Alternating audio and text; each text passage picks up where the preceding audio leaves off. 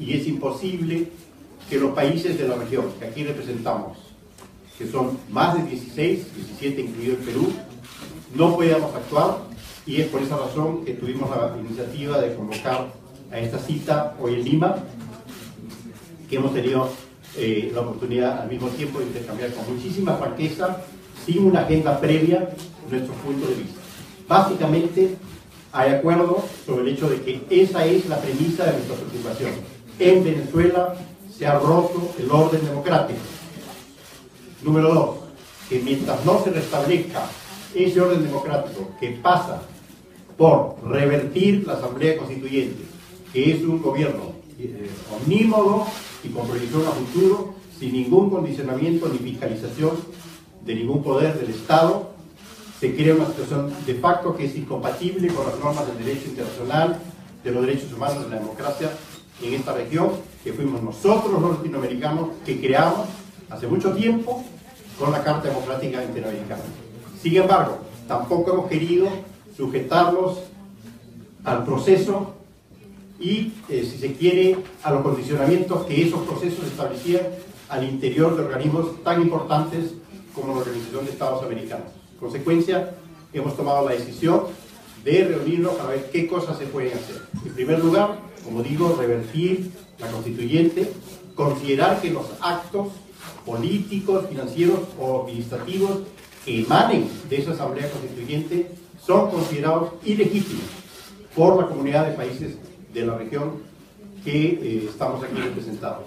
En segundo lugar, pedir la liberación de los presos políticos, la convocatoria de proceso electoral, tanto los próximos regionales en diciembre como las que se están programadas para el próximo año, bajo supervisión internacional.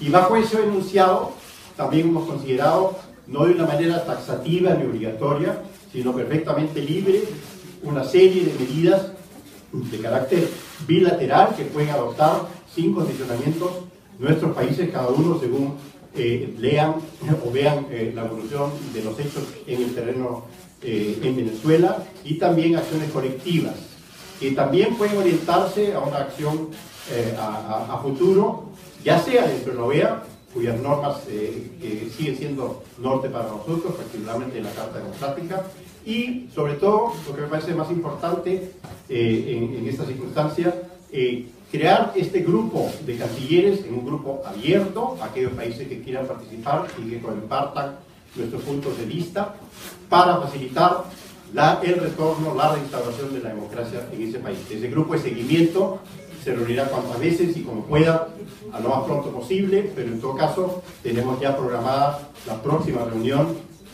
a más tardar en la tercera semana de septiembre, con motivo de la Asamblea General de Naciones Unidas. Antes de ofrecer la palabra a mis colegas, quisiera que se dé una lectura a la Declaración de Lima, para que ustedes estén enterados. Señor canciller. Declaración de Lima. Los cancilleres y representantes de Argentina, Brasil, Canadá, Chile, Colombia, Costa Rica, Guatemala, Honduras, México, Panamá, Paraguay y Perú, reunidos en la ciudad de Lima el día 8 de agosto de 2017 para abordar la crítica situación en Venezuela y explorar formas de contribuir a la restauración de la democracia en ese país a través de una salida pacífica y negociada.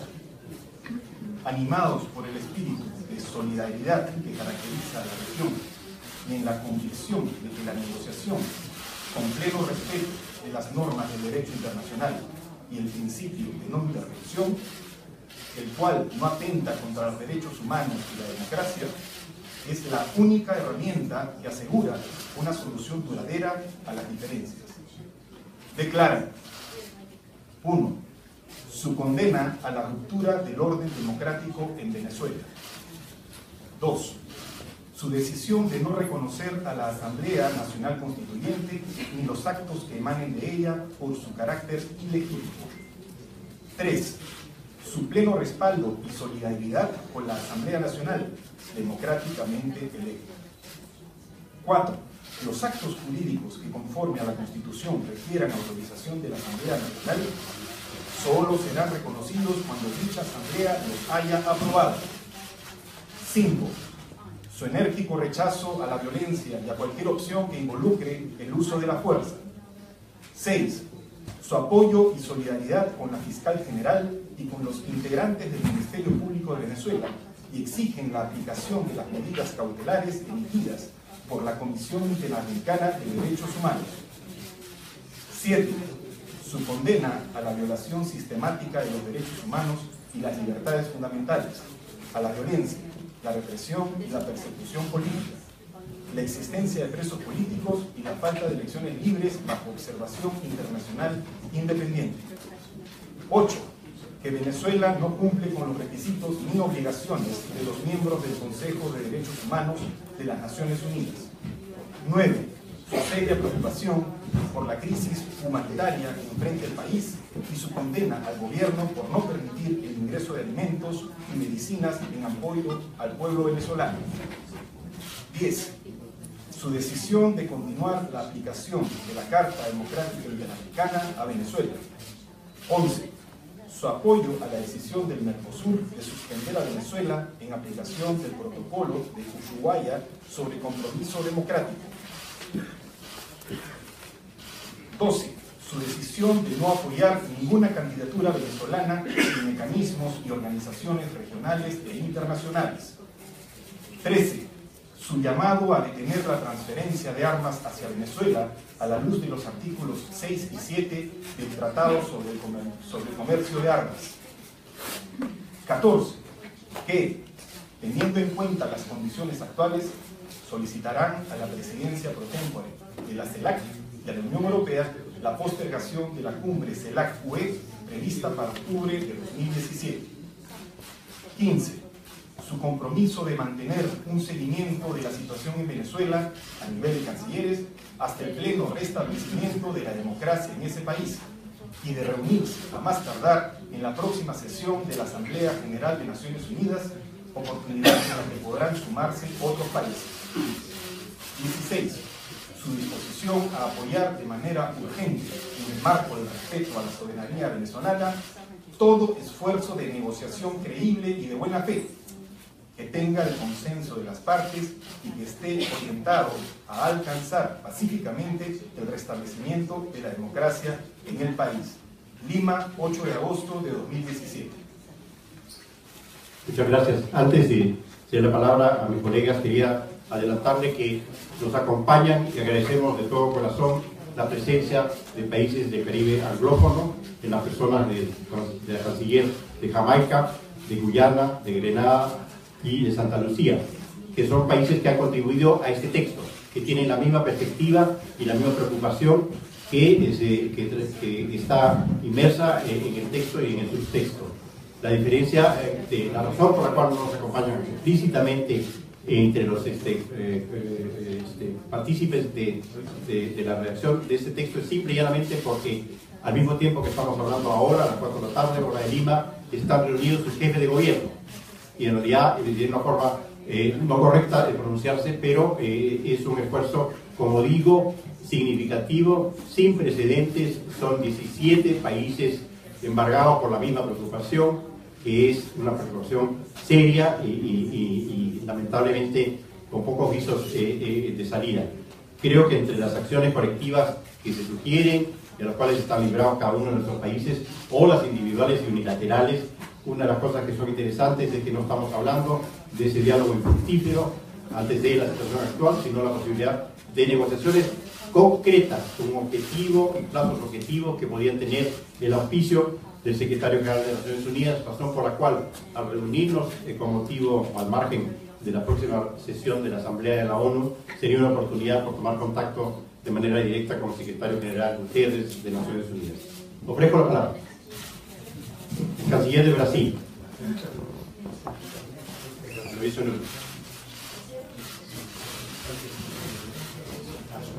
Boa tarde, senhoras e senhores. Eu pedi para falar em primeiro lugar porque o Brasil ocupa atualmente a presidência pro tempore do Mercosul. E neste último sábado nos reunimos em São Paulo os chanceleres dos 4 países fundadores do Mercosul: Argentina, Paraguai, Uruguai e Brasil. E nesta reunião, nós decidimos, depois de haver constatado que na Venezuela houve uma ruptura na ordem democrática, e considerando que o Mercosul tem como seus fundamentos mais sólidos o compromisso firmado em Ushuaia de respeito às instituições democráticas, nós decidimos aplicar à Venezuela a sanção política mais grave prevista no protocolo de Ushuaia, que é a suspensão dos seus direitos e obrigações, da sua participação nos órgãos decisórios, sem tempo determinado. Nós desejamos que, o quanto antes, a Venezuela volte ao nosso convívio, tendo restabelecido a democracia. Mas nós não podemos admitir um regime ditatorial entre nós. Não podemos admitir a continuidade desse horror vivido pelo povo venezuelano. E hoje, nesta reunião convocada muito oportunamente pela chancelaria peruana e muito bem conduzida pelo chanceler Lula, esse grupo de países reafirmou a sua ojeriza à ditadura, o seu apelo à democracia, a sua certeza de que nós temos, sim, que respeitar um princípio basilar presente no direito internacional ao qual nós aderimos, que é o princípio da não intervenção nos negócios internos de um país no outro. Mas, do mesmo modo, os nossos países, em diferentes instrumentos ao qual aderiram, no Mercosul, na Unasul, nas Nações Unidas, na OEA, os nossos países assumem o compromisso de respeitar e fazer respeitar a democracia.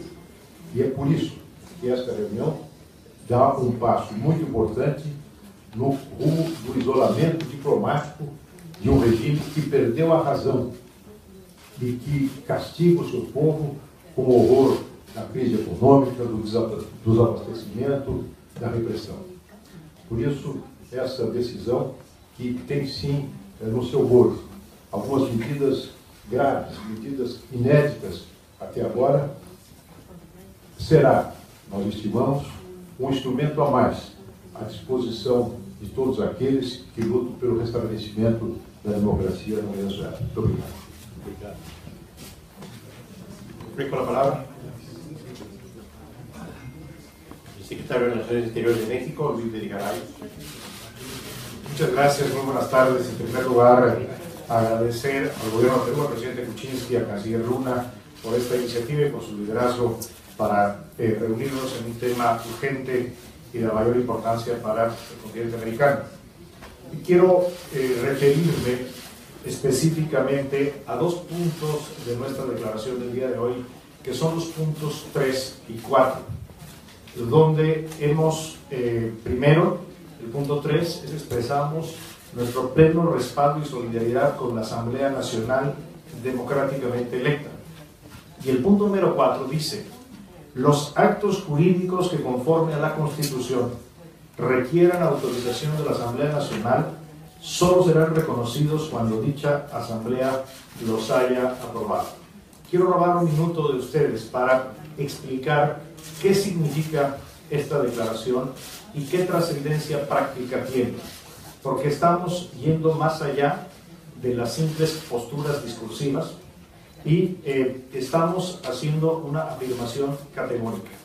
Para los gobiernos de los países que firmamos esta declaración, los actos jurídicos que requieran, conforme a la Constitución venezolana y a las leyes, la aprobación de la Asamblea, léase contratación de endeudamientos, empréstitos, refinanciamiento de títulos, concesiones, contratos de obra pública, que se firmen con el gobierno nacional, con sus empresas o con los gobiernos estatales y municipales de Venezuela, en los casos en que la Constitución exija que se tenga la autorización previa de la Asamblea, nuestros gobiernos solamente habrán de reconocer aquellos actos, aquellos contratos que tengan la aprobación de la Asamblea Nacional democráticamente electa.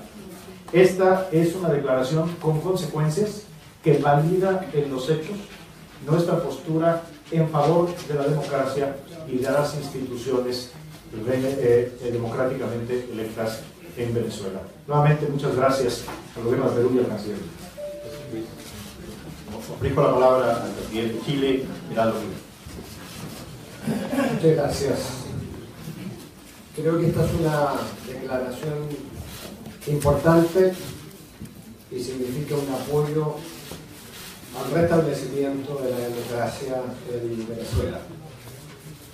Queremos decirlo claramente, aquí hay algunas medidas inéditas, pero al mismo tiempo está la voluntad de contribuir a una salida negociada, política, pacífica, por los propios venezolanos para que definan su futuro. Para hacerlo, sin embargo, se necesita el soberano, y el soberano es el pueblo. Y la soberanía popular se ha expresado, entre otras cosas, en la Asamblea Nacional. Por eso que queremos también decir, y esto lo digo en nombre de Chile, que Chile no acepta golpes militares, no acepta autogolpes o levantamientos militares. Lo que queremos es que se restablezca el orden democrático quebrantado a través de una negociación creíble, sincera, con efectos reales. Y eso es lo que estamos apelando de manera urgente y una vez más. Y creemos que este grupo es un grupo muy representativo que se volverá a juntar, como lo ha dicho el canciller Luna, en septiembre en la Asamblea General de Naciones Unidas, y esperamos que en el intertanto hayan desarrollos positivos para el pueblo venezolano, que es lo que nos interesa. Vengo de un país que hace de Andrés Bello, el gran jurista nacido en Venezuela, que lo consideramos chileno, que fue el gran jurista que se nos enseñó el derecho internacional. Y hoy día lo que pasa en Venezuela ha destruido la herencia de Andrés Bello. Y por eso que la queremos rescatar los países que aquí estamos. Así que agradecemos una vez más al gobierno del Perú, al presidente Kuczynski, al canciller Luna por habernos organizado, y vamos a continuar en este empeño de buscar, ojalá, una resolución pacífica, negociada a la crisis que vive Venezuela, para que se restablezca de una vez por todas el orden democrático que ha tratado. Muchas gracias. Gracias, canciller. Por la palabra. I don't know if the members of the Caribbean would like to speak, or Canada, perhaps. Vice Minister Canada, David Morrison. Thank you. Let me just add my voice to others who have thanked the Peruvian government. Canada is very pleased to have been included in this group today, and very pleased to lend its name to the entirety of the declaration. We have been very vocal about our opposition to the breakdown of democratic order in Venezuela, and we will continue to be so. As the minister from Peru said, individual countries are free to take individual actions diplomatically and otherwise in Canada. We will be looking very closely in the period ahead at what it can do with its partners in the hemisphere and what it can do on its own as well. So again, with thanks to Peru and to the entire group gathered here today, we fully support the declaration. We look forward to participating in the next meeting in New York. Thank you very much. Ofrezco la palabra a la vicepresidenta y canciller de Panamá, Isabel Salmón. Muchísimas gracias al Gobierno de Perú por convocar esta reunión, reiterar lo que ya se ha dicho. La declaración es clara, es específica, es contundente.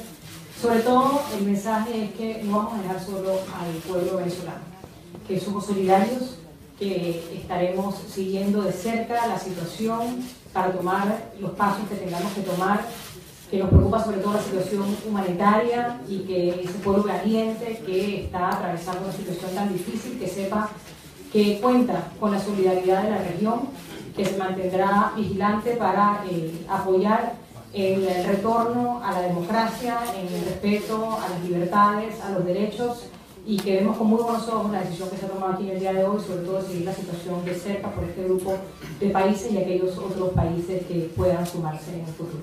Muchísimas gracias. Muchas gracias. Sí, a continuación se da inicio a una conferencia de prensa, una rueda de preguntas. Por favor, una pregunta por medio. ¿A quién va dirigida? Nombre y medio de comunicación, por favor. Sí.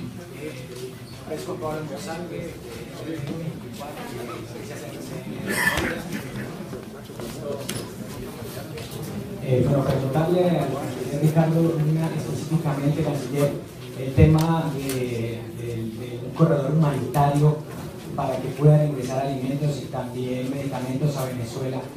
¿Cómo lo planean? ¿Cómo podría ejercerse efectivamente esa posibilidad? Y también saber si de pronto estudiaron la posibilidad de visados humanitarios para los venezolanos que por esta situación buscan salir del país. Gracias. Bueno, todas esas medidas evidentemente se van a elaborar también con la ayuda del secretario general de Naciones Unidas, que tiene mucha experiencia en asuntos de crisis humanitarias a nivel global. No hemos avanzado en términos tan específicos. Yo le ofrezco la palabra a cualquiera de los colegas invitados que quiera responder al respecto. Es prematuro, pero sí es un tema, como está consignado en la declaración, que nos preocupa muchísimo. Evidentemente es una cosa que va a crecer y desbordar los esfuerzos individuales, de tal manera que tenemos que tener reuniones específicas para ver cómo se enfrenta de manera colectiva. A ver, la canciller María Carolina de Colombia. Si quiere, le respondo el tema del visado humanitario, que como es entendido por todos ustedes, el gran problema lo tenemos Colombia y Brasil, en primer orden, y ya después en menor proporción otros países. Lo que ha hecho Colombia es proporcionarle y ampliarle la estadía a las personas que entran legales al país, que normalmente son 90 días. Las personas que han excedido esa fecha pueden estar hasta 2 años en Colombia. Esto lo que les permite es poder trabajar legalmente y poder tener un seguro de salud. Esto es la manera de aliviar a esas personas que están en el país y que han dejado pasar súper mal, que ya no podrían estar en ella. Otras personas, las que no tienen visa y las que no han entrado, llamémoslo más específicamente con pasaporte, estamos también colaborándoles para, si están en la frontera, hemos sacado una tarjeta que se llama de movilidad fronteriza, donde se pueden mover en la frontera entre el Táchira o cualquier otro de las regiones venezolanas con las ciudades fronterizas de Colombia. Muchas de ellas están en unas permanencias de 1 mes o 15 días o 20 días y así pueden movilizarse. Y lo que hemos hecho adicionalmente, y estamos en ese listado, son personas venezolanas que quieren ir hacia otros países, que a eso lo han manifestado, hacia Chile, hacia Perú, hacia Ecuador, y que no tienen pasaporte. Estamos estudiando un documento de viaje para que puedan movilizarse. Y hemos venido trabajando con Brasil de la mano, las mismas soluciones, buscando una solución conjunta. Nos han puesto sobre la mesa la posibilidad de una visa humanitaria, la estamos estudiando, digamos, hasta dónde lo podríamos hacer, pero por el momento las medidas que hemos tomado son suficientes para la población que hasta ahora ha emigrado de Venezuela. Buenas tardes, disculpe. Lourdes Paula, de Canal N. Yo quería preguntarle a nuestro ministro de Relaciones Exteriores, el señor Ricardo Luna. Número uno, ¿ustedes han evaluado en algún momento si es que la situación en Venezuela no cambia? En el caso de Perú, expulsar al embajador venezolano de nuestro país o emitir ya algún tipo de caso de protesta o más enérgica. Es como uno, y como dos, si bien han condenado cualquier acción que se vaya a tomar por la Asamblea Constituyente, quería yo saber específicamente su opinión respecto a esta Comisión de la Verdad y de la Justicia que se va a formar justamente para investigar las muertes ocurridas durante las protestas y que según la oposición sería utilizada más bien en contra de ellos. Bueno, respecto a las medidas que pueda tomar el gobierno peruano en relación con Venezuela, está en evaluación. Cualquiera de esas medidas se van a evaluar conforme a lo que nos parece correcto y no vamos a tomar de ninguna manera, digamos, de manera improvisada. En lo que se refiere a las actividades que se están dando en Venezuela a la luz de la Asamblea Constituyente, como digo, como dice el comunicado, lo consideramos ilegítimas y habrá que evaluar cada una en su lugar. Buenas tardes, cancilleres.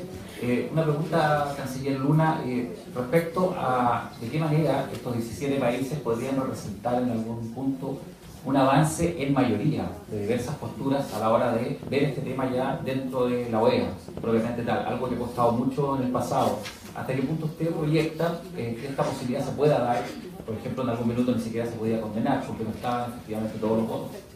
Bueno, precisamente lo que nosotros estamos tratando de hacer es actuar al margen de los condicionamientos que puedan establecer las modalidades de votación dentro de la OEA u otros organismos subregionales en la región. Y eso no implica que nosotros estemos, digamos, descartando alguna actividad dentro de la OEA cuando sea el momento oportuno y cuando tenemos la votación suficiente. Eso lo veremos conforme vaya desarrollándose los eventos y las tratativas. Este es un grupo abierto, no es un grupo cerrado. Aquellos países que piensan como nosotros y que pueden estar de acuerdo con empezar, digamos, esa apreciación y las medidas que sean corolarias a esa apreciación seguramente van a aumentar, no disminuir, y a la luz de eso veremos cómo está nuestra situación en el marco de la OEA. Lo importante es que las normas que nos guían son normas de carácter democrático y de derechos humanos que están consignadas en casi todos los organismos subregionales, la Carta Democrática de la OEA, UNASUR, Mercosur, etc. ¿Alguien más quisiera comentar? Sí, buenas tardes. Sobre ese punto en particular hay que recordar que hay una resolución de la OEA donde se dio el primer paso para la aplicación de la Carta Democrática, de la cláusula democrática de los artículos 20, 21, 22, 23, no recuerdo exactamente cuáles son. De modo que hay un esfuerzo para la continuación de la aplicación de la Carta Democrática. Y eso depende, por cierto, como ha dicho el canciller, de las circunstancias. Las circunstancias son cambiantes. Hay una situación de una constituyente que no existía hace un mes atrás.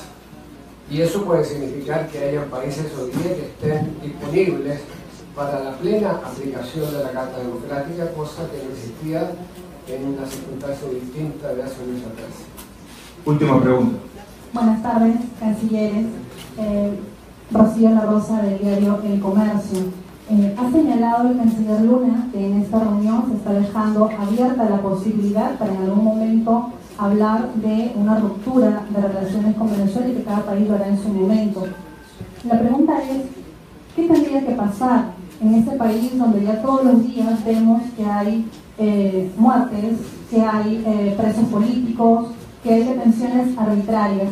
¿Qué tendría que pasar en Venezuela para que los países reunidos hoy en Perú den un paso más allá y, como ustedes mismos han dicho, esto conlleve a una salida negociada y que el señor Maduro se siente a negociar una salida para su país? ¿Qué acontecimientos deberían de ocurrir? Gracias. Yo no creo que hay condicionamientos para que un país actúe en función de la percepción que tiene del escalamiento o no de una crisis en Venezuela. Es decir, este no es un problema bilateral entre Chile y Venezuela, Colombia y Venezuela, Brasil y Venezuela, Perú y Venezuela.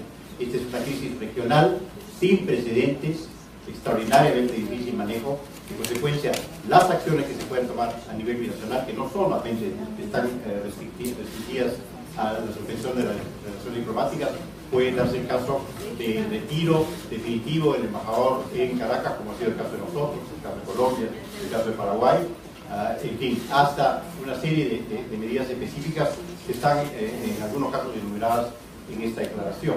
Pero no es que hay determinadas condiciones o receta específica que determine un tipo de acción. Va a depender del enfoque sobre la situación que cada país tenga. Si esos países, los países que tengan una misma percepción, coinciden en actuar de manera paralela o complementaria, no lo comunicaremos y lo haremos. Señores, muchas gracias por su presencia. La conferencia de prensa termina.